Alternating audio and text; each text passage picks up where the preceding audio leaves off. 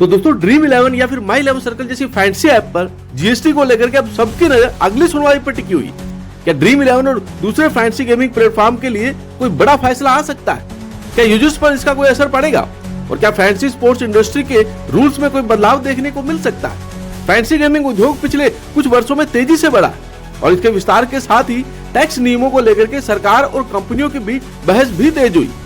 भारत में online gaming पर GST लगाने का मुद्दा काफी समय से चर्चा में।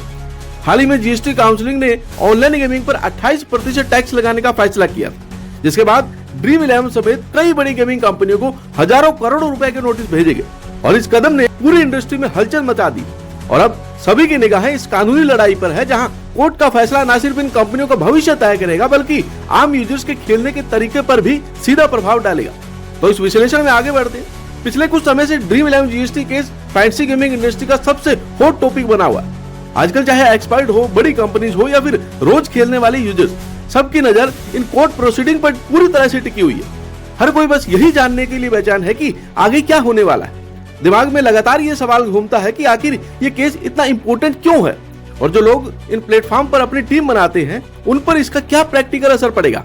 बस इसी उत्सुकता और कंफ्यूजन को क्लियर करने के लिए आज सिर्फ फैक्ट्स और अवेलेबल अपडेट्स के आधार पर इस पूरी सिचुएशन का एक गहरा विश्लेषण किया जा रहा है। आज के इस विश्लेषण में हम 4 मुख्य बिंदु पर चर्चा करेंगे। पहला, ड्रीम 11 जीएसटी केस अपडेट। दूसरा, लीगल प्रोसीडिंग। तीसरा, फोकस ऑफ नेक्स्ट हियरिंग। और चौथा, इंपैक्ट ऑन रेगुलर यूजर्स। सबसे पहले ये समझते हैं कि आखिर ये टैक्स ट्रीटमेंट का पूरा बवाल क्या है। दरअसल मेन विवाद इस बात पर है कि जीएसटी एग्जैक्टली किस अमाउंट पर लगाया जाना चाहिए। एक तरफ टैक्स अथॉरिटी का ये मानना है कि यूजर्स जो पूरा दाव लगाते हैं, यानी कि फुल फेस वैल्यू, उस पूरे अमाउंट पर 28% जीएसटी लगना चाहिए। वहीं दूसरी तरफ ड्रीम 11 और बाकी फैंसी प्लेटफॉर्म का तर्क बिल्कुल अलग है। उनका कहना है कि जीएसटी केवल उनकी प्लेटफॉर्म फीस पर लगना चाहिए, जिसे ग्रोथ गेमिंग रेवेन्यू या फिर जीजीआर कहते हैं। इसको एक छोटे से एग्जांपल से समझते हैं। मान लीजिए कि कोई एक 100 रुपए का कॉन्टेस्ट खेलता है जिसमें प्लेटफॉर्म की आमदनी या फिर फीस जो है 20 रुपए है, तो इंडस्ट्री चाहती है कि टैक्स सिर्फ उस 20 रुपए पर लगे, न कि पूरे 100 रुपए पर। अब असल में यह डिफरेंस कोई छोटा मोटा नहीं है, बल्कि हजारों करोड़ रुपए का बन जाता है। और यही सबसे बड़ी वजह है कि कानून से जुड़ी हर नई हियरिंग और हर छोटे अपडेट पर सबकी सांसें अटकी रहती है, क्योंकि इसका निर्णय इस पूरे इकोसिस्टम के आर्थिक आधार को हमेशा के लिए बदल कर रख देगा। अगर पास्ट फेज की बात करें तो पिछली हियरिंग और लीगल डिस्कशंस के दौरान कोर्ट में कई सॉलिड पॉइंट उठाए गए। इंडस्ट्री स्टेक होल्डर्स ने ये स्ट्रगली दलील दी है कि उनका बिजनेस एक गेम ऑफ स्किल्स है, ना कि गेम ऑफ चांस, और इसलिए इस पर सट्टेबाजी या फिर गैम्बलिंग वाले टैक्स नियम लागू नहीं होने चाहिए।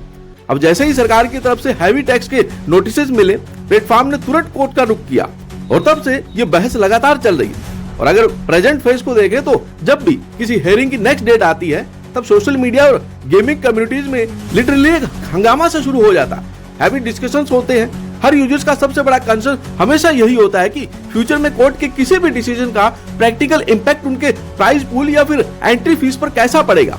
और बस यही मुद्दा हमेशा अपकमिंग फेज की तरफ ले जाता है। फिलहाल सभी लोग अगली हियरिंग का बेसब्री से इंतजार कर रहे हैं, क्योंकि वही आगे की फ्यूचर डायरेक्शंस को लेकर के थोड़ी और स्थायी क्लैरिटी प्रदान करेगी। अगली सुनवाई में मुख्य रूप से 3 क्षेत्रों पर फोकस रहने की पूरी उम्मीद है। सबसे पहले लीगल आर्गुमेंट और इंडस्ट्री रिलेटेड व्यू पॉइंट्स। अब यहाँ दोनों पक्षों के कानूनी तथ्यों का डीप विश्लेषण होगा। कोर्ट इस बात का मूल्यांकन करेगी कि क्या पिछले नोटिस पुरानी डेट से लागू किए जा सकते हैं, यानी रेट्रोस्पेक्टिव टैक्स का मुद्दा क्या मोड़ लेगा।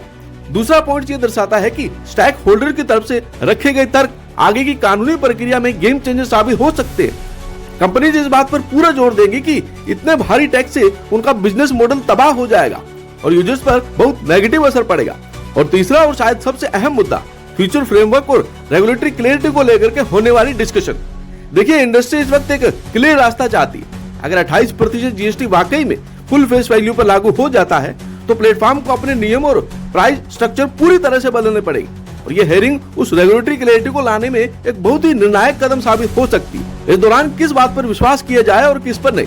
यहाँ पर एक चीज समझना बेहद जरूरी है कि कोर्ट प्रोसीडिंग का रिजल्ट पहले से भी कभी प्रेडिक्ट नहीं किया जा सकता। एक तरफ सोशल मीडिया रमर्स है, जहाँ चलने वाली हर बात को हवाई अनुमान को फाइनल सच बिल्कुल नहीं मानना चाहिए। अनऑफिशियल क्लेम्स पर तुरंत रिएक्ट करने से बचना ही सबसे बेहतर होता है। और दूसरी तरफ है ऑफिशियल और वेरीफाइड अपडेट्स। केवल अथॉरिटी और वेरीफाइड सोर्सेज द्वारा दी गई जानकारी पर ही भरोसा किया जाना चाहिए। ऐसे सेंसिटिव टाइम्स में अफवाहों से दूर रहकर सिर्फ और सिर्फ फैक्ट्स पर ध्यान केंद्रित करना ही सबसे बड़ी समझदारी है। और इसी वजह से सबसे बेहतर रास्ता यही है कि ऑफिशियल अपडेट्स का इंतजार किया जाए। घबराने की बिल्कुल भी जरूरत नहीं। अगर फ्यूचर में कानूनी तौर पर कोई भी मेजर डेवलपमेंट आती है तो उसकी ऑफिशियल इन्फॉर्मेशन प्लेटफॉर्म और अथॉरिटीज की तरफ से खुद ब खुद सामने आ जाएगी। जो लोग ड्रीम 11 या फिर माई 11 सर्कल या फिर इस जैसी दूसरी किसी भी फैंसी स्पोर्ट्स ऐप का यूज करते हैं, उन्हें केवल उन वेरीफाइड अपडेट्स पर ही नजर रखनी चाहिए। बिना किसी आधिकारिक बयान के रोजमर्रा की एक्टिविटी पर किसी भी तरह का अनुमान लगाना बहुत जल्दबाजी होगी। इस पूरे विश्लेषण के आधार पर एक आखिरी और बड़ा विचार सामने आता है। दर्शकों के मुताबिक अगली हियरिंग में आखिर क्या हो सकता है? फिलहाल पूरी इंडस्ट्री और हर यूजर की नजर ड्रीम 11 जीएसटी केस की अगली सुनवाई पर ही रुकी हुई है और ये हियरिंग फैंसी गेमिंग इंडस्ट्री के लिए एक रियल गेम चेंजर साबित हो सकती है। और इसी वजह से गेमिंग कम्युनिटी हर अपडेट्स को इतनी क्लोजली फॉलो कर रही है। जैसे ही कोई ऑफिशियल अपडेट निकल के आएगी, उस मुद्दे को आगे भी इसी तरह आसान शब्दों में समझाया जा सके। जब तक कानूनी कार्रवाई की अगली आधिकारिक जानकारी बाहर नहीं आती है, तब तक इंडस्ट्री और सभी लोगों के बीच इस उत्सुकता और इन अनुमानों का दौर यूं ही चलता रहेगा। ये देखना वाकई काफी दिलचस्प होगा कि आगे कानूनी रूप से इस केस का क्या निष्कर्ष निकलता है। फिलहाल आपका क्या मानना है? क्या ड्रीम 11 या फिर माई 11 सर्कल जैसी फैंटेसी ऐप बैन होनी चाहिए या फिर नहीं? हमें कमेंट करके जरूर बताइएगा।